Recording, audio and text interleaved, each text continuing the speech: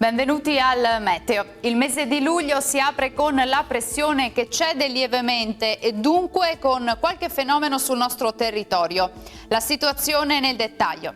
Sul Veneto tanto sole al mattino con cielo sereno o al massimo velato. Col passare delle ore nuvolosità in aumento sui rilievi dove avranno luogo anche dei temporali, localmente in discesa fin sulle alte pianure, più probabili però su quelle occidentali.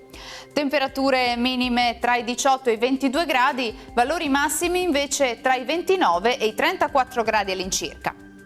Ci spostiamo ora sul Friuli Venezia Giulia, bel tempo e ampio soleggiamento anche qui, cielo al massimo poco nuvoloso con qualche rovescio nelle ore pomeridiane sui monti.